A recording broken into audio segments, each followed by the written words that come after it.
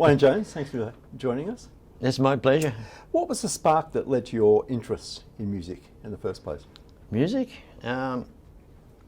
When I emigrated here, as I was 11 years old, and we came over by ship, the £10 tourists, here, not emigrated here, when I emigrated to Australia, I used to go and watch the jazz band on the ship and just sit there for hours watching the drummer. I knew I wanted to be a drummer, so that started me off, and then down the trail of a drum kit into your first bands. But I progressed as a bass player, having a major accident there. I lost the use of the thumb. I could only bend it there. So I couldn't hold a drumstick when I was 17. So what's the next best thing for a drummer to take up? Bass. So that got me going. And then the Beatles and the Stones and the whole 60s thing. And for me, mainly the soul, R&B stuff. Otis Redding, Wilson Pickett and all that. That's really what started me. Yeah. Tell me about the early days playing in Melbourne. Who were some of the artists and bands you played with? Oh, early days in Melbourne. One of the first ones were around the Thumping Tum, Sebastian Birdie's days. We had a band called Strychnine, because the drummer had a bad experience. That's where the name came from. And we used to play there, and we used to do door deals at the Tum, and support Billy Thorpe and all those people. And I stopped playing bass then and got married, which took me out of it for a while. But the drummer was Bones, who passed away. We did a benefit concert at Mimo for him, not a couple of years ago. And it's Bones from Midnight Oil. No, Keith Elliott, his name was. Oh, another okay. Bones. He did Russell Morris and different people. And he was a long-time friend from Frankston. We were both drummers at the same time. So every time I was getting into music, he would come and inspire me. First it was Hendrix and Cream for bass. Then it was Billy Cobham. I wanted to start playing again. So I hooked up with him again. We formed a band called Patch, which was at the Old Melbourne residency, 5 days a week at the Old Melbourne. And that band grew so big. Russell Smith came in and played trumpet, and we had overseas acts coming to jam with us. Eventually I formed a band called Southern Wind, which was a fusion band with Brian Lang, Bones, Jose McLaughlin, the keyboard player, and Vince Jones. We did our first gig with Vince with Don Lane Show. And we went on New Faces where Jose sang. Vince wasn't in the band. We won it. We got the highest mark ever. They wouldn't tell us what it was. And so that led us to the Don Lane Show, and then Vince, and then we were doing gigs with Vince. And I kept being a sideman after that, really. Just all sorts of bands. I was in a band called, they were cover bands. Until I think I joined FX, the original band with Wheatley's, with the film, film clips, the singles, albums, and so you grow. We had some success with Countdown and Donny Sutherland shows in those days, but where I went after there was virtually a side. I formed my own band, Get Off the Cat. Then after that with Fallon Williams, the drummer from Chicago, Jack Jones, James Ulave, Jamie O'Neill. I think you were familiar with that band. What a band for a cover band. And then went off with Mossy, I think, after that. Spent some time with Mossy on the road, and he gave me the tinnitus, or he did, touring with him. Sound check one day at Tamworth, a gig. Monitor guy just grabbed all the top end faders of a graphic and went, and it screamed. We had no top end hearing for 20 minutes, and I copped tinnitus severely. So I went, no, I can't do this. After playing around for about 15 years, being a sideman for everybody, Jeff Atchison, Dale Ryder, or Relax with Max, or whatever, I went, I can't do this anymore. So I went down the coast, and I went, right, threw all the charts out from sideman. Now I'm going to do my own stuff, and started writing, and they put me in the smooth jazz market here. And there I am, #1 most added. I think, okay. So when did you realise that you could play and record the bass as a lead instrument? I was always melodically orientated no matter what I did. I lay down the groove, but Some people would say I was too busy maybe because I was in there with the melody too. So I had to watch myself, but it was then, about 2001, Marcus Miller was a huge influence on me, who I now know, and he uses one of my amps in the studio. But since I got a 6-string bass was probably, I don't know, late 80s. It was from there I started thinking, oh, okay, I can now play my melodies and the grooves. So I went into the writing my own stuff then. Yeah. You've recorded several smooth jazz albums, 7 I think. All of them been picked up in America, jazz radio. Does it disappoint you that you get more recognition here than at home in Australia? It does, but it's par for the course, as you know. Australians believe more in what they see happening overseas than what's in their own country. It's getting less like that, but it's always been there. Yeah. So when did you get interested in the technical side of the industry? Right. I couldn't afford a bass cabinet when I was a teenager, an extra one. So my dad helped me build one, and Strauss Nova Sound gave me the parts. So I did that and I went, okay, I'm getting to know what's going on. And along the way I developed my own cabinets, and I was the clinician for Trace Elliott, where I met you, and Status, and I'd advise them what products to bring in with MusicLink in those days. And I got to know their cabinets, and I thought, these are too heavy, you need to split this one in the middle. And they didn't, so I went off and did it myself, and I was gaining knowledge. And the knowledge I've gained as a musician and a producer in the studio led me to the monitors, which I've learned along the way, and amps too, so it's learned along the way. So what was the first product that you put on the market? First was a 210 bass cabinet, because it was a module. I asked Trace Elliott to split their cabinet in half. But they did, but they then tipped the cabinet that way and put the speaker out that way, so they lost all the depth in their cabinet. I went, you've just lost all your beauty. So I went to Lowrance. Well, actually it was Sound Solution, Dave Reese, who ended up owning Deluxe, and said, will you do this for me? And I want a custom speaker. I gave them the graph in my bass amp. So they said they did, but they didn't. They took a speaker off the shelf from Lowrance, and they were great speaker boxes. But that led to me going to Lowrance myself and saying, can we design better than this? And he said, no, they didn't ask me, they just took it off the shelf. Thank you, Dave. So we started working on the drivers then, and then we got awarded in Bass Player magazine and for every other speaker manufacturer to aspire to. Yeah. Thank you, Australia. Yeah. So what are the elements of your amp? We'll talk about the amp for now. The amps? Okay. What are the elements about the amps that you believe that you have that others don't? Oh, that's easy. I know what a bass player wants, and I've used so many amps, and they don't deliver the true reproduction of what goes in there. They shape their tones and graphs to certain areas of a bass guitar. They don't shape it to a full frequency range. And in between a bass, a low mid, and a mid and a treble, these things interact. And if one interacts too much with the other, you're turning up a bass and you're also turning up the one next to it. Galley and Kruger were a classic. You want to turn your bass up and your low mid, then you get mud in the middle. So I sat there. I liked Eden's EQ. I put an Eden EQ there. I have JBL Harman's engineer make my bass amps. So I sat there with the sample and I told him what I wanted, and he gave me a pot, 2 pots out of each EQ, and he said, well, you set it.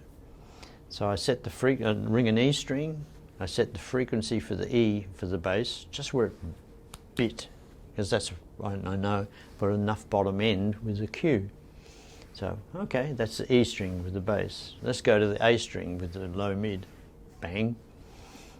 I'd wait for the attack. I'd move the frequency until it attacked really well. Then I moved the Q so it opened up and it had a nice low mid. And I did that right throughout the tonal range. And then sat back and went, damn, There's no interference. It's exactly in the range that you want to adjust on your bass guitar. And I accidentally, by ear, set each harmonic octave of the E string going up. So that's why it was so. That was by ear, sitting doing that. So it's experience that did that.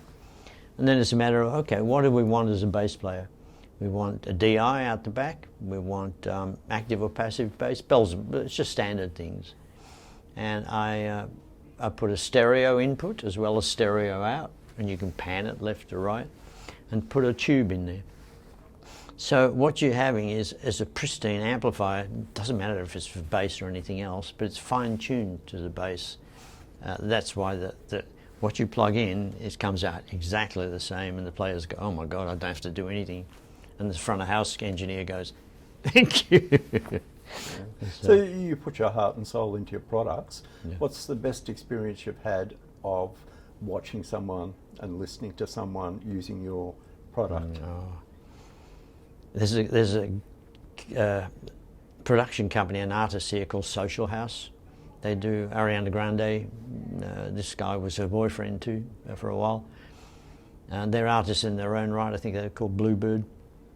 Scooty and Michael David Foster. Young guys, really down to earth. They had bought a pair of my speakers from Vintage King, and I was selling last year. I was selling the booth stock, and they wanted to take it. So I went there, and they already had one part. And then they had the big three-way speakers and the little ones. I set it up. I measured their room. And I have a video of him dancing and smiling, and he cried. He said, you don't know what you've done for us. I think that it doesn't get any better satisfaction than that, you know. Yeah. So what's been the biggest change in technology for bass products over the years? Technology would be preamps and pickups. Pickups are standard things. The wood is just craftsmanship. That gets better. Technology would be preamps in the basses. Yeah. And why did you move into studio monitors? Well, having been in so many studios, and you go, and if you're in the control room, you're subject to whatever monitors you've got, and you go in and go, oh, what am I going to get? My bass is going to sound cold, clinical, or what? So I was never happy with that. But my bass cabinets were so good. When I did the first album, it was in my partner's studio in Yeppoon in Queensland. And we mixed it, Steve Scanlon mixed it through my bass cabinets because they were better than the monitors that were on the market. And that's all he did was get home and tweak the top end. But I was aware that the bottom end of my bass cabinet was so good, and I said to Michael from Lawrence, we should do a monitor because this low end eats everything alive and is so accurate. And he was a bit dubious at first, but I knew. So we worked on that driver from the bass cabinet, and then I learned so much about internal acoustics, and as I grew, I got to know DSP people here, amplifier people there and parts, and with Michael from Lawrence, we'd do this. I'd take it to Steve Scanlon. I said, well, I need to engage you as a consultant, so listen to my work, you know. So he did that, and when I knew he was happy, and I said, well, you want to come on promo with me? So he came and did. I said, I'll put your name on the first one, so just to thank you. It's off now, it's just Wayne Jones Audio. So it led me from necessity to do that, and from just passion and creativity. Yeah. And what kind of things have you learned about distributing, producing your products in the international market? Yeah, you're smiling too. I was well aware because I worked for Music Link as advising production and what goes on to a degree, and different importers and retailers and doing clinics with them, etc. What I've learned is do it myself and export via DHL. Get a good deal with your freight company that's not going to trash your gear, and distribute direct to the customer. I've always done. It limits me because I'm not in retail with a physical product. So I've learnt that a long time ago from the first speakers. So I tried Vintage King this time, I gave them exclusivity, and they've been good. They've sold not enough, so I need more. It's a matter of when you produce a high-end product coming from Australia, as there's markup margins, so you have to ship to a country, then they've got their import duties and taxes. We don't have any here, it's free trade. UK I haven't bothered much with because it's huge. So if I had the margin, I would have, well, I'm about to now, the Koreans have approached me to down there. I can, if I have a distributor that can sell direct to a customer, then I can do that. Otherwise, I have to watch my price. It's underpriced for what they are, but I'm growing and I keep them where ATC is. So I'm learning about the distribution and retail all the time. Ideally, but you've got to be careful who has your product with the knowledge to sell it. I go to Vintage King and I train them. Nothing better than coming from me to the customer, and they love it because they're dealing with me. Yeah. There's only one of me. So what's the grand plan for Wayne Jones Audio? Grand plan right now is my name's built to a fair degree. I've just got a fantastic review in Tape-Op. As that's growing, I need to expand. I'm doing 10 people's jobs and I'm thoroughly exhausted. Unfortunately, I'm probably going to have to manufacture in Africa from Australia because Universal in Africa and a person over there, they have them. The CEO that's just quit Universal, he has them in his house. Africa want to produce to the world their own products and to be seen as a continent that's in the world, not a third world country or anything else. The person I deal with is a major artist and an awesome businessman. He at the moment has 3 investors. I won't say where, there's South Africa, another country there, that want to do this. I'm looking to set up a factory to employ people to take on everything I do, so I can go off and do the demonstrations, visit studios and just demonstrate and sell while they're manufacturing and distributing. That's happening now. I've got to go there to look at 2 factories they have, and they said how many people to employ. I said, well, probably 20 at the start, and they're going to fund me for 5 years. That's millions. It's serious money, but it gives me a decent marketing budget. I don't get paid. I'm actually retired as far as the government concerned.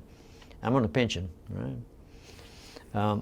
I don't earn any money, just expenses. So now I can pay myself. Maybe my pension can stay there, maybe, whatever it does.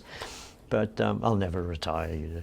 So that enables me to do what I do, train people and oversee the whole thing and have them manufacturing actual speakers there too, from Lawrence. So it's a year's worth of setting up and training. And this way I'm helping Michael from Lawrence. They'll buy my partner out and I'll give away 49%, and I have full total control. So that's next. Yeah. Well, Wayne, thanks for your time. No, thank you. It's been a pleasure over the years to do things with you, and you're great at what you do. So thank you, Greg.